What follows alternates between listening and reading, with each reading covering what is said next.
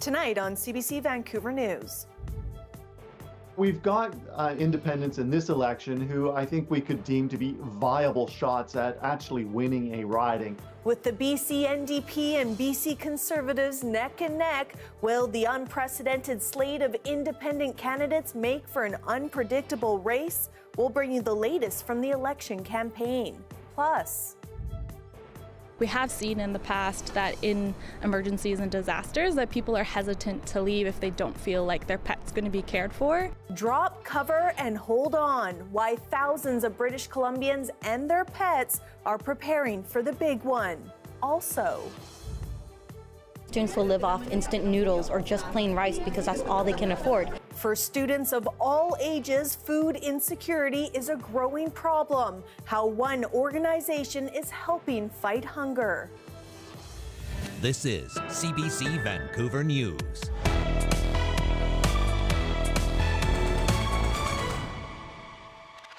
Good evening. Thanks for joining us. I'm Janella Hamilton.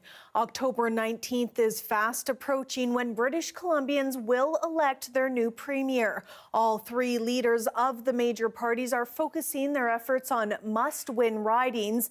BC NDP leader David Eby hit campaign stops in Vancouver and Surrey today. He spoke with BC Today host Amy Bell about the priorities he's thinking about as we approach Election Day.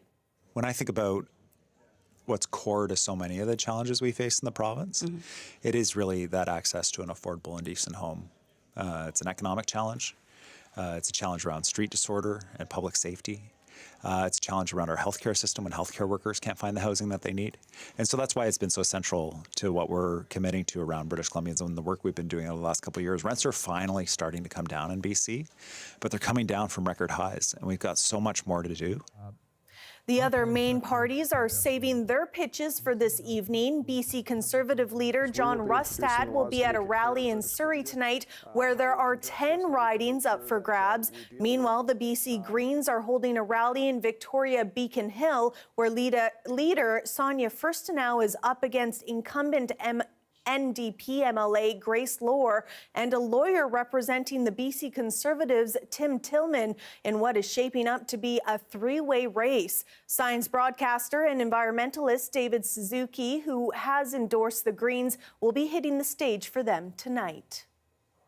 With the BC NDP and BC Conservatives neck and neck heading into final voting day Saturday, there are also a record number of independent candidates who could hold the balance of power in a minority government. The CBC's legislative reporter Katie DeRosa checks in with some of them.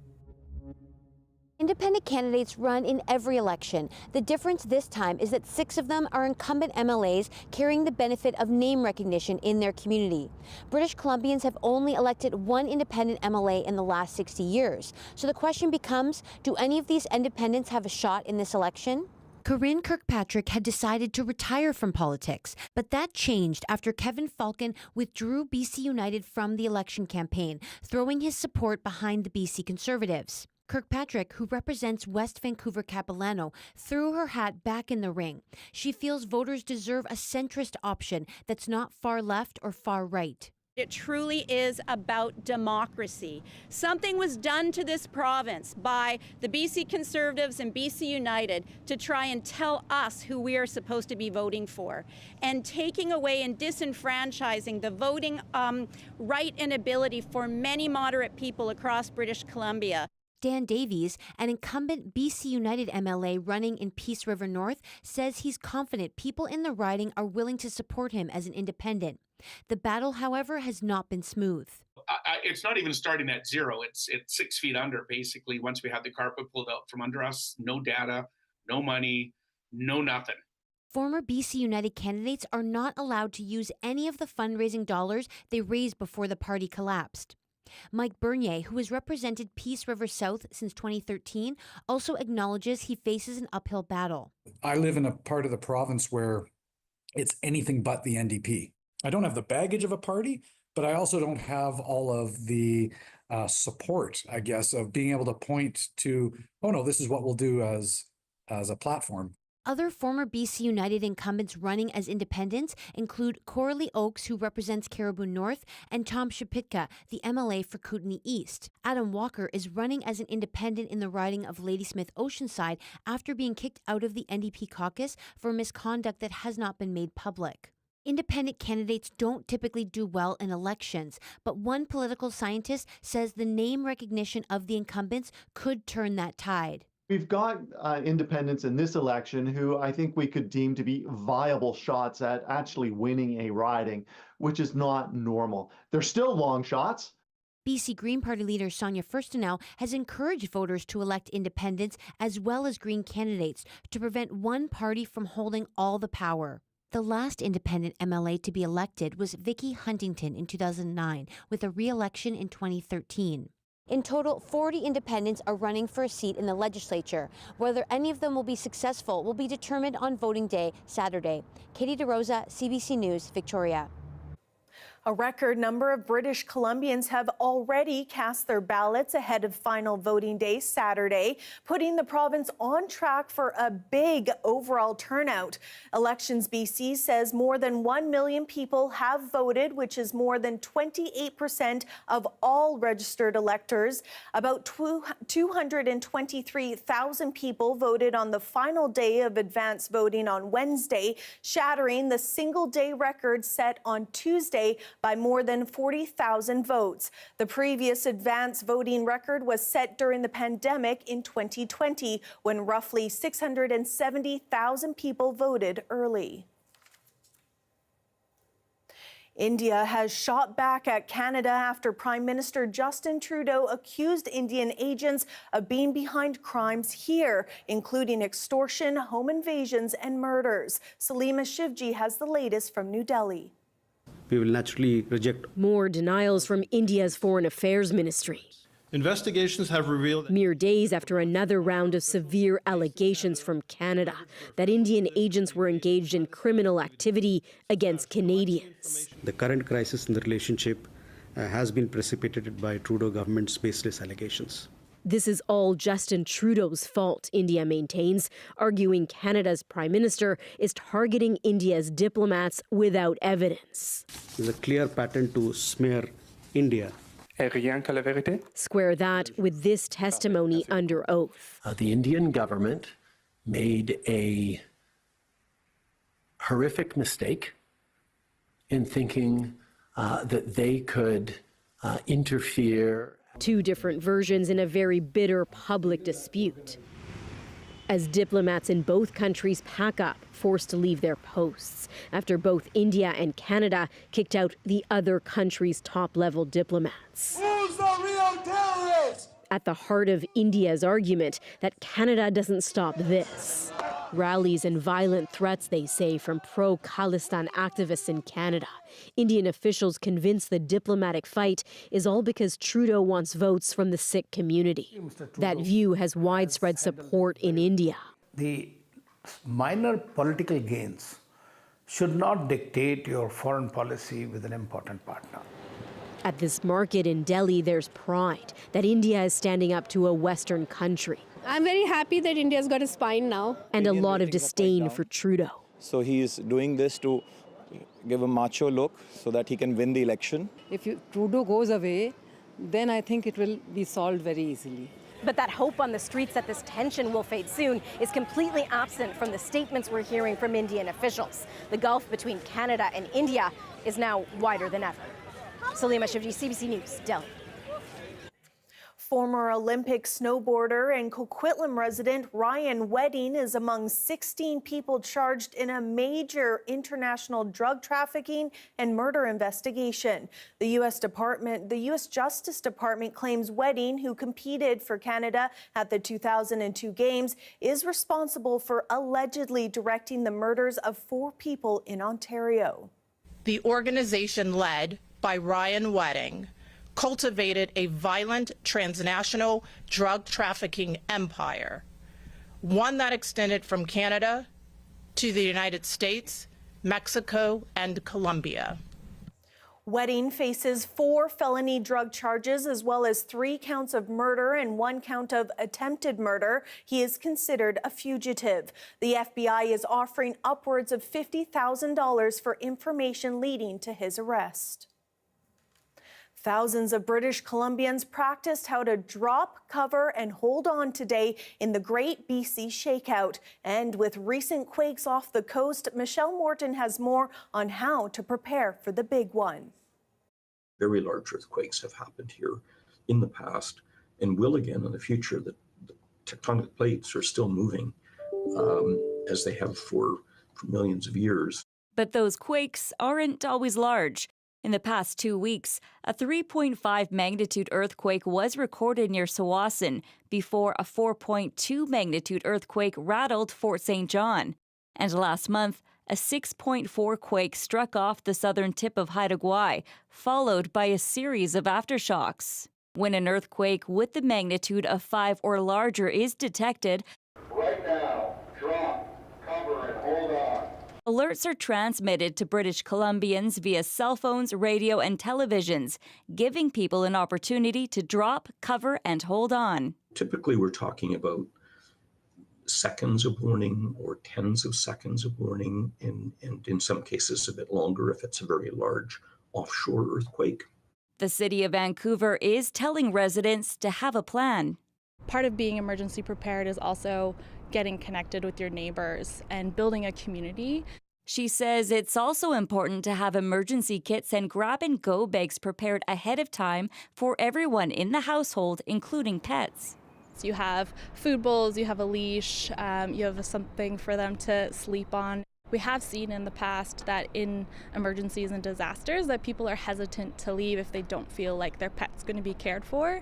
Businesses in the emergency preparedness industry say they see sales jump when there is a natural disaster. We carry a large range of products, not just emergency kits, but particularly in the emergency segment, it can go up to like 10 times as many sales as normal. It lasts for a very short period because people are thinking about preparedness and they quickly forget about it. But those disasters can strike at any time. The British Columbia Earthquake Alliance says this province is the most seismically active area of Canada, and there are thousands of minor shakes here a year. Michelle Morton, CBC News, Vancouver. A commemorative art installation in North Vancouver aims to spark conversations about the opioid crisis in BC. The installation is created by Campbell River City Councillor Ron Kerr, who is also an artist. The display includes 12,000 blue flags, which represents the number of unregulated drug deaths of men and boys since a public health emergency was declared in 2016. The message that I'm trying to bring is the impact on men's and boys' health. And I think that has been overlooked. We have not had the resources. We have not had the recovery resources, the second stage housing resources.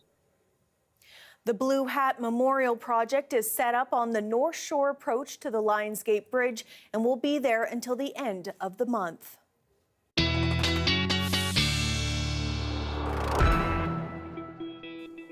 Darius Madavi joins us now with our first look at the weather. Darius? Well, we've got this atmospheric river on the way, and that's definitely going to be the big weather story. It's expected to arrive as we head into the morning. We're going to see some very heavy rainfall across much of the south coast as well as the central coast as that atmospheric river continues to move in, and will be fairly consistent right through Saturday, and we may see another wave on Sunday. We have many warnings in place, weather statements, even out here. These are mostly concerned with not the atmospheric river directly, but what may break into parts of the interior. We have a snow warning up in the north, but the main story, of course, is those wind warnings and rainfall warnings blanketing the south and central coast of BC. And if we take a look at the rainfall forecast here, you'll understand why. Just take a look at how much rain is expected to come down, and very consistently, especially for the west coast of the island, at least until we get into Saturday. Metro Vancouver will also see some very significant totals. If we zoom out a little bit, I also want to take a look at the wind for a moment, because it's going to be battering the coast quite a bit, especially as we get later into the week. You can see here very high gusts at times, and we'll take another look at this later in the show, but you can see here lots and lots of rain coming pretty much across the south and central coast. All right, thanks so much, Doris. We'll check in with you in a little bit. Thank you. For students of all ages, food insecurity is a growing problem. We'll take a look at one organization helping people in need.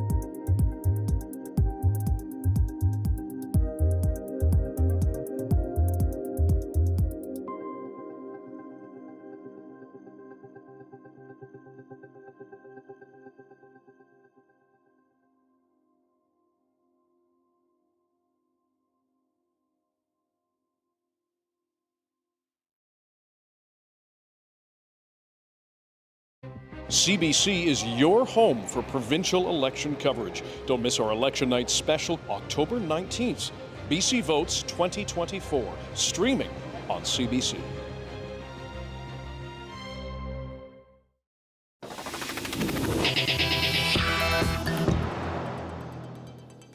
For students both in grade school and college, food insecurity can have a detrimental impact on learning. But as Rafferty Baker reports, there are people trying to improve the situation. So this over here is our protein packs that we were handing out. Mandy Wan is with the Student Union at Vancouver Community College. For the last couple of years, the group has been distributing monthly protein packs for students in need. Low-key brown paper bags stuffed with cans of salmon or peanut butter. Some students will live off instant noodles or just plain rice because that's all they can afford. Wan says a recent survey carried out by the Student Union found nearly half of students polled at the college could be considered food insecure. Along with the protein packs, the college has 2 pilot programs. One is a food card for groceries that can be accessed through the financial aid office. The other is a new Snack Shack program. A lot of these are meant for students to just kind of go in, grab what they need, and then just exit out. So no one needs to know where they're going. No one needs to know who's accessing it and when. Meanwhile, for elementary students, packing a healthy lunch is someone else's duty. But many families aren't able to afford proper nutrition. Vancouver Elementary School teacher Brent Mansfield spent most of Wednesday, World Food Day, running laps around the BC Legislature lawn, a stunt aimed at drawing attention to the need for government-funded school lunch programs.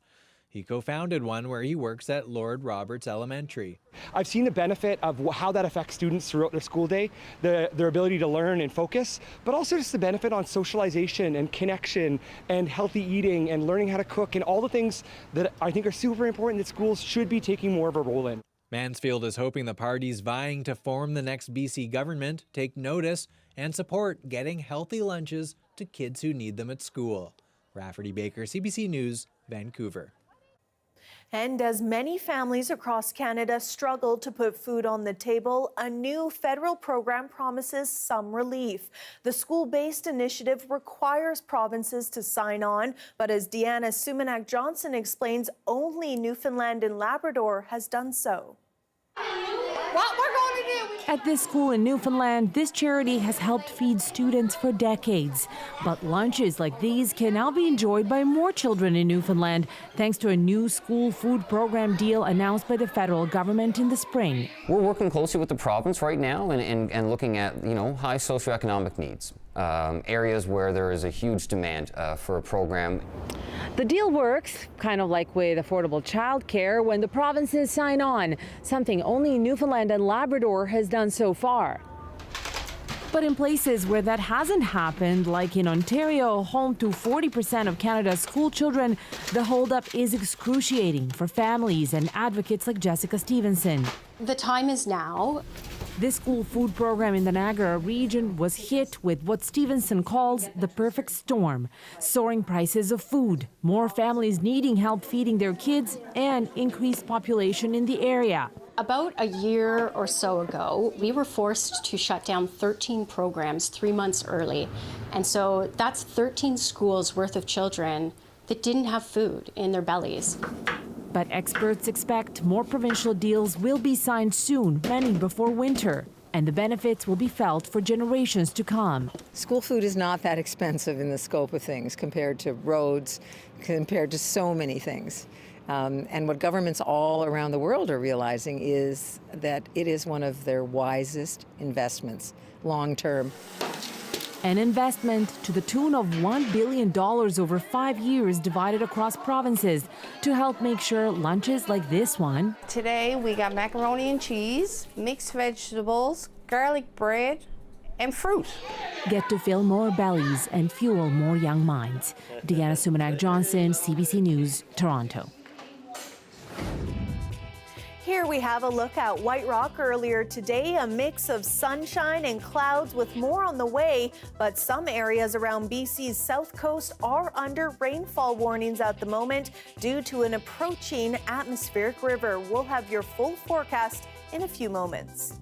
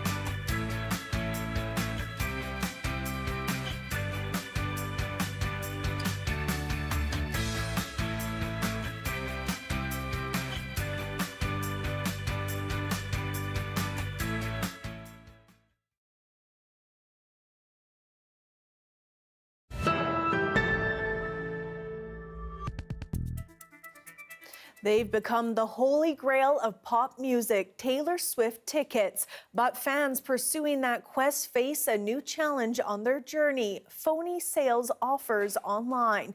The CBC's Lisa Shing has the story. It's me. Hi, I'm the problem, it's me. For die-hard fans, the desperation to see Taylor Swift live is creating big problems. It's just hard, to point out who is real. For a year now, Summer Nickel has been on Facebook in search of tickets to the Vancouver shows in December. 15 attempts so far. All of them failed. They're very needy, they're just they want you to send the money now. Tickets to the singer's Canadian dates sold out instantly last summer, and resale prices are going for thousands of dollars above face value. Now that the shows are coming up, scammers are taking advantage, some by hacking Facebook accounts. You can see on the screenshot, "Hi, I'm selling out of my 4 Taylor Swift tickets." Someone also made a fake profile of Nickel's own account to try and scam others. These tickets are a hot commodity. It adds an element of legitimacy when it's coming from a friend. Trying to figure out what's real can be tough. Even a quick search for tickets brings up a ton of posts, but it's hard to know who to trust. I didn't see the red flags. All to say, I figured out it wasn't real. But I got smarter, I got harder in the nick of time. Some people who have been hacked say they've complained, but Facebook hasn't done anything, nor has it responded to multiple requests for comment. Toronto Police also says to verify the seller's identity, like calling them up. It's very, very difficult for that money to ever be seen again. It's beyond the financial loss. It's really the heartbreak that we see, because it's parents that are desperate to buy these tickets for their kids, or kids themselves who are desperate to get them. For Nickel, the love of Taylor Swift goes back to her first concert more than a decade ago, so she'll continue scouring. I'm willing to pay a pretty penny for a ticket. Even if it means standing outside the venue when the time comes. Lisa Shing, CBC News, Toronto. Look what you made me do. American and Canadian authorities have joined forces to fight a new email scam that involves sending personal information to potential victims. The CBC's Nicole Williams has more on the scam and who it's targeting. With this Bitcoin address. Craig Stephen was at his home in St. Thomas, Ontario, when he received a troubling email. It had my home address and phone number, and obviously they had my email, so it was a bit shocking. The anonymous author of the letter accuses Stephen of venturing into the dark corners of the internet. They say they've hacked his device and can see everything on his screen, switch on his camera and mic. You've been treading on thin ice with your browsing habits. The author threatened to share compromising videos of him with everyone he knows, unless he hands over $2,000 US worth of Bitcoin. Stephen knew it was a scam, but says he's never received one with this much of his personal information, including a photo of a house from his street at the bottom. It kind of took my breath away, because it was like, how did they get this information? A number of police agencies across Ontario have issued warnings about what they describe as a widespread sextortion scam, and several state justice departments in the U.S. have joined them. I haven't seen one that has this much research put into it. This woman from Texas was also threatened, and so was her mom. She was freaking out, and then she started reading it and freaked out more.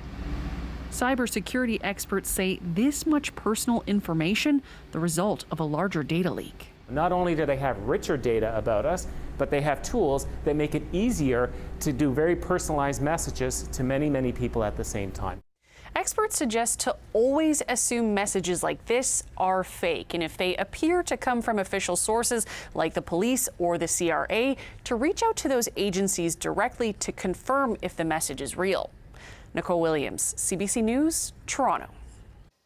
Today, Ukrainian President Vladimir Zelensky pitched his self-styled victory plan for the war with Russia to NATO. The plan includes 2 requests Zelensky has not been granted yet: immediate admission to NATO and permission to use Western weaponry against targets deep inside Russia. We propose placing on Ukrainian land a deterrence package that would either force Russia to participate in real peace negotiations or allow for the destruction of their military targets. Zelensky told NATO members his plan, if accepted, would end the war within a year. New alliance chief Mark Rutte says eventual NATO membership will happen, but Zelensky's plan needs more discussion.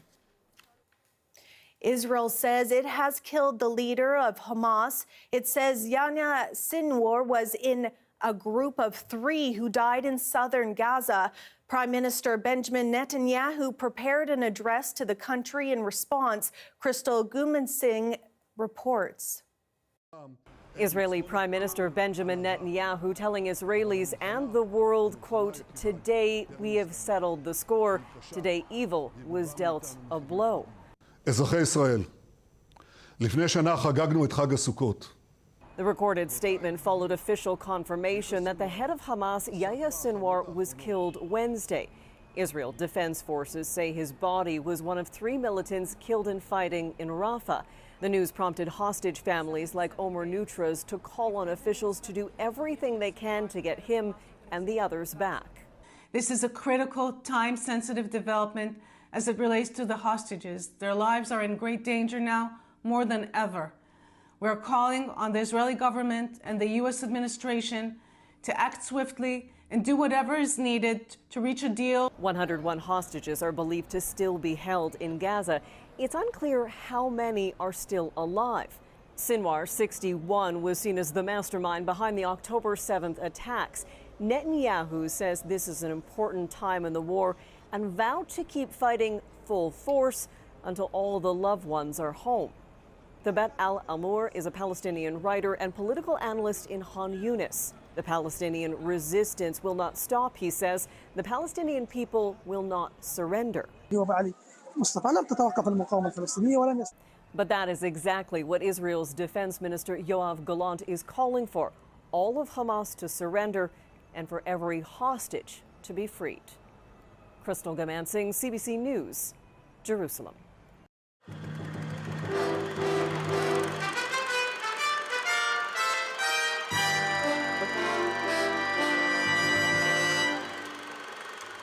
Just days away from the BC election, we're taking a look back at the lead up to the 1996 election. A hot topic issue was Indigenous treaty negotiations. Then BC Liberal leader Gordon Campbell was being accused of jeopardizing BC's treaty negotiation process to score political points when he suggested he might rip up any treaty between the government and the Nisga'a Nation if elected. Take a look. This Victoria lawyer has dealt extensively in native land issues. Dangerous to the province as a whole. He's alarmed that Liberal leader Gordon Campbell might rip up the agreement being negotiated with the current government and the Nisga'a. Our society would grind to a halt if governments felt free to rip up the agreements made by previous governments. The Nisga'a have been working on a land claim settlement for nearly 20 years. During the weekend, Premier Harcourt regarded the progress made with the Nisga'a as one of his government's proudest accomplishments. Is to be the first government in 125 years to start the process of reconciliation with our Aboriginal brothers and sisters. The same day Harcourt praised the negotiations, Liberal leader Gordon Campbell said if he becomes Premier, the Nisga'a deal could be out the window. We won't respect a settlement that does not reflect the principle of one law for all British Columbians. Well, I don't think there's any way to mince words. It undercuts the entire treaty process. And what it's going to do is create a lot of uncertainty. What's going to happen is we're going to see more roadblocks. We're going to see more litigation. We're going to see a fundamental lack of trust in the legitimacy or the ability of government to deliver. I find it quite hard to believe. The Nisga's tribal chief is fuming over Campbell's remarks. We're not going back to square one, to water down an agreement that is already watered down. And we're not going to do that. This Native leader says Campbell needs a lesson in constitutional law. Canada has finally recognized that there is such a thing as Aboriginal and treaty rights. In fact, the courts have gone farther than that and said that Aboriginal rights is a legal concept. This is not a matter of pulling something out of the hat. Normally, the musings of an opposition leader months before an election wouldn't cause such a stir. But with the NDP in deep trouble and the Liberals on a roll, people are paying more attention to Campbell as a potential premier. But right now, one group, Natives, aren't wishing him a lot of success in that endeavor. Steve Hauser, CBC News, Victoria. Almost 30 years later, party leaders are discussing similar issues as British Columbians head to the polls. Joining us now is Robert Phillips, political executive with the First Nations Summit. Robert, thanks so much for being with us tonight. Yeah, good to be here. So, Robert, let's begin with BC Conservative leader John Rustad. He has said he would repeal BC legislation adopting the United Nations Declaration on the Rights of Indigenous Peoples, or as many know it as UNDRIP. What do you make of the party's reconciliation plan they have put forward instead? Yeah, it's a lot, much more than economics. I think they call it economic reconciliation. When you have a First Nation or a nation in British Columbia that's been here for thousands of years, we all know the history of this land, and you have Supreme Court of Canada declaring Aboriginal title lands and Aboriginal rights throughout British Columbia. And where do you go after you negotiate, after you have a court case, or if you're at the table, you know, with the First Nations Summit, treaties, agreements, and other constructive arrangements? What happens is you have to negotiate. So that was quite interesting hearing about the Campbell case. And I remember the referendum that followed where people were trying to give opinions on, you know, Aboriginal rights and title. And sure, you can have your opinion, but it's enshrined in law. Court case after court case after court case that First Nations have won. Now, this past spring, the BC NDP introduced changes to the Land Act that would have allowed shared decision-making with First Nations. The changes were scrapped after public backlash, and EB has now said his party will not attempt to amend the act again if re-elected. What does this tell you about how the party will proceed if re-elected? Well, it's no surprise, actually. If you remember, there was a lot of shenanigans that were going on. Right, there was a lot of misinformation, people saying that their land was going to be taken away. The land was already taken away 150 years ago. You know, again, First Nations were here for thousands of years. And so with that, through negotiations, through everything that I've already mentioned, we're at a place now where, you know, when we look at the Land Act or we look at treaty negotiations, we have to have those discussions. And so I'm just thinking about, you know, all the turn it around, the positive engagements that we've been having with the Premier, EB, and the NDP government, where, you know, we're looking at the UN Declaration, the Declaration Act. We're talking of setting up a policy, setting up a procedure or a process where we can have discussions, negotiations in a civilized manner, where there's, you know, all the facts are on the table, and we're talking technical issues, alignment of laws, we're talking, you know, children and families, we're talking education, all of those things that First Nations have been taking care of themselves for, again, thousands of years. Some very, very eye-opening and insightful things to think about. Thank you so much, Robert Phillips, political executive with the First Nations Summit. Still to come, with just days to go until voting day in the provincial election, we take a look at the riding of Vancouver Fraserview and the issues top of mind for voters there. That's next.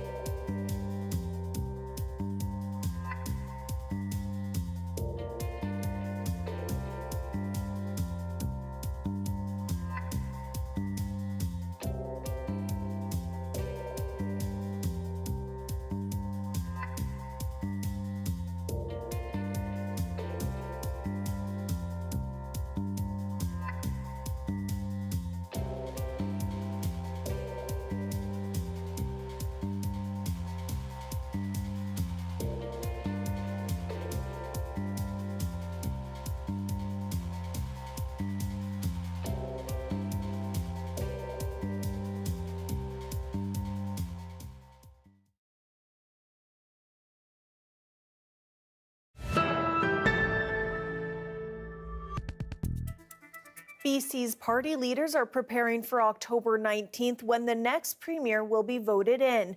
BC Today host Amy Bell and NDP leader David Eby heard from British Columbians about the issues that matter to them. Here's Brad in Salmon Arm. He delivers produce to rural areas and says he has spent $22,000 of gas in 9 months. How do I make it fair that I have to either eat that up myself or transfer that product or that cost onto my customers? Where can we even eke some of that back where it's just a tax? Because this is a required thing, and I'm reducing people's cost by delivering this as a service, but this is a very big expense that I incur. How do I get some of that money back? Hey, Brad, great question, and thanks for doing that work, getting food to British Columbians. We've made the commitment that if the federal government removes the backstop, that we will also remove the carbon tax in British Columbia. I know that there are a lot of people out there that are concerned about climate change. They want us to take action on climate change. They want us to ensure that we're growing our economy and growing the clean economy. And there are also people like you who are saying, look, this is impacting affordability. I'm under a lot of strain right now, and I don't want to have to choose between affordability and climate action. Well, I don't want you to have to choose either, right. And I think that's critically important. So thanks for raising that issue, and thanks for your work, and thanks for calling in too. The riding of Vancouver Fraserview is found in the southeastern corner of Vancouver. It includes the neighborhoods of Sunset, Killarney, and the new kid on the block, the River District. The former sawmill site is now a thriving community that is still growing. So with voters heading to the polls soon, we wanted to hear what's important to the community. Yeah, so it's a little over a kilometer of shoreline on the Fraser River, and it runs along Marine Drive in Vancouver as well. So it's a mixed-use community, mix of residential, rental, condo, and retail uses centered around parks and the waterfront. Yeah, it's been a while. It's been in planning since the early 2000s and has been an active neighborhood since about 2010, with new residents moving in every year. It's one of the fastest growing neighborhoods in Metro Vancouver. It is a city within a city. It's a self-contained neighborhood, all brand new infrastructure, brand new parks, cycling infrastructure, all new community services, etc. Yeah, so for a community like this, at times it can be limited. With the provincial government on this site, it's really been related to environmental approvals, and things to do with the shoreline, etc. Would love to see more involvement from the province in major infrastructure projects down here. All housing requires new infrastructure to be built. It's a big challenge in Metro Vancouver. We have a growing infrastructure burden, and it adds a lot to the cost of new housing. So having provincial involvement in things like civic centers, larger infrastructure projects like shoreline redevelopment work, parks, things like that, would be really beneficial because they're major capital projects for cities to take on. Schools are a massive challenge in the province, growing population down here with kids and the school's not here yet. There are 2 designated school sites, one for elementary and one reserved for high school. The way that the school boards work with the province requires the schools in the area to be full first, and so the geographic catchment here, although it's quite grade separated from the northern part, up in Champlain Heights, that's the school district right now. Yeah, so this will be a community of about 18,000 residents when it's complete, which is quite large in British Columbia. It'd be a top 30 size city in BC, all on its own in this neighborhood in the corner of Vancouver. Yeah, you'd see a growing neighborhood that's really coming into its own. You'll see a ton of young families down here, and it's a community that needs infrastructure investment and services present. So, roads, schools, civic centers, things like that. My name is Helen Loy, and I'm here sitting in front of the Alder building, which is one of the buildings that I saw completed when I was working at Catalyst Community Development Society, and that was 6 or 7 years ago. So I think this neighborhood has definitely grown, and there's a lot more stuff that's been built out, which is really nice to see. I think of River District as very similar to Olympic Village, which is a neighborhood I'm very lucky to live in. It's an opportunity to build a lot more of the much needed housing supply without having to displace anyone, which is a huge plus. I think they're going for, this idea of a complete community where there's housing, amenities, and services, which is desperately needed, but obviously South Vancouver still proportionately doesn't see as much funding in all aspects, right? Transit, infrastructure, when you compare it to some of the other Vancouver neighborhoods. So that's still a challenge, I believe, in this neighborhood, but it's really nice to see kind of all the new buildings every single time I come down here. North of Marine Drive, you'll see still a lot of those areas that are quite low density, mostly detached single-family homes. You know, having not lived in this neighborhood, I suspect a lot of those folks were able to be lucky to purchase their homes and grow their families from quite a while back, which is something that some of us, especially the younger generations, can't afford to do, is access the single-family homes without help. So I think the housing that's being built south of the Marine Drive is a good opportunity for people to get into the housing market, to whether it's rental or home ownership tenure, and be able to be in a community that both meets their needs, but also can have access to a lot of other services and amenities. Housing supply is a really important major factor in ensuring affordability for everyone. And then on top of that, for most folks that can't, access brand new housing, then obviously below market or subsidized housing, like the building we're sitting next to, is really important. So those have to go hand in hand, I think. So what, for example, West Group is doing south of Marine Drive is still really important, and it still provides a lot of housing that, a majority of people, not majority, but a lot of people can still access and buy or rent.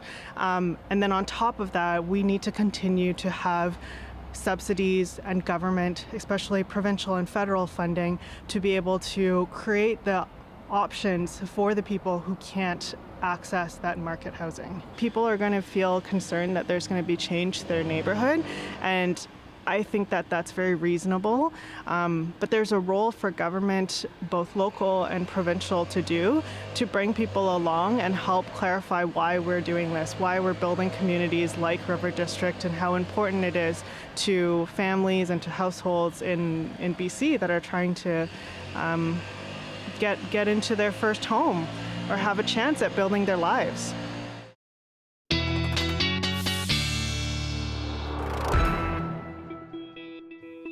Darius Madavi is back now with a look at our full forecast, and I know it might be a bit of a rainy one, Darius. It will. There will definitely be significant rainfall. We're going to continue to see that moisture stream in. I think people are maybe already sick of seeing this map, but we've got at least another day of seeing it. If you take a look here, we're already starting to see that moisture move closer and closer to the province, expected to arrive generally tomorrow morning, although the rain may properly start here in the Lower Mainland, probably tomorrow afternoon. Again, many weather statements in place, many warnings in place, wind warnings, rainfall warnings. Some of these wind warnings are actually covering rainfall warnings as well, so be aware of that. Even some significant rainfall, maybe 70, 80 millimeters coming to parts of the Columbias as well, so be careful if you're driving any of those mountain passes. We have flood watches in place in orange here. We also have some high stream flow advisories in yellow in parts of the province. If we take a look here, you can see all that rain moving in, very consistent pretty much through Friday and into Saturday, especially down here for the parts of the South Island and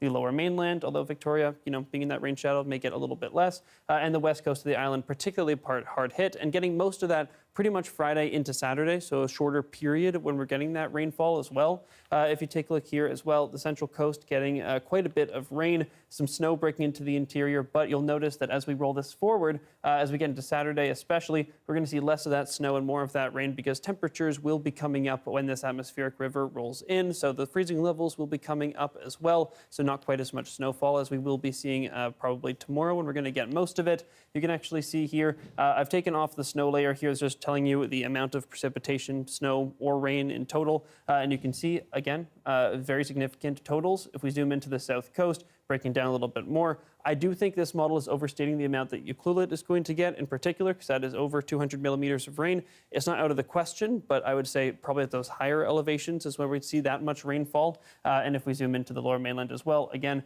southern parts of Metro Vancouver getting a lot less than on the North Shore. Some models are calling for a lot more rain than this, some a lot less, so just be aware of that as well. Temperatures, as I said, staying low tomorrow, but then starting to come up as we head into the weekend. Conditions tomorrow, as you might expect, Rainy across the province, unless you're in the far southeast, then you get a little bit of a break. And in terms of a 5-day forecast, again, 2 days of rain. Sunday, I'm going to say showers rather than rain, and then we start to see some sunshine as we head into next week. A lot of movie days inside coming up. Oh, yeah. Thanks so much, Darius. Thank you. After the break, humans are not the only ones who feel colder as we get older. A look at a penguin that got a special treatment to fight the bitter cold. More on that next.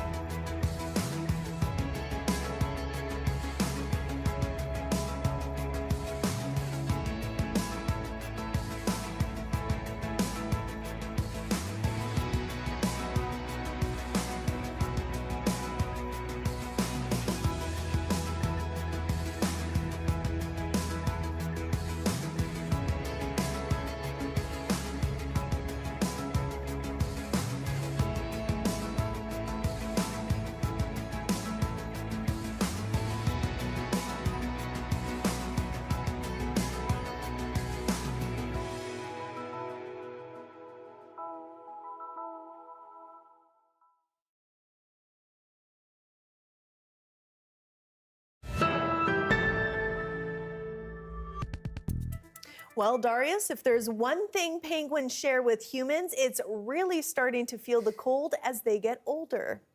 Bridget, she is a 37-year-old Gentoo. She is one of 3 of 37 that we have, so they're amongst the oldest in the country. Bridget, who they describe as spicy old lady, is now thriving after her care team crafted a custom wetsuit for her.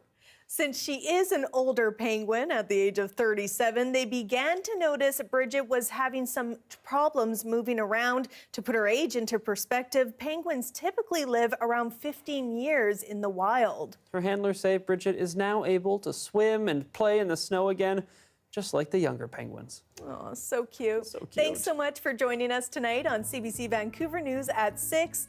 We'll see you later tonight. Bye-bye.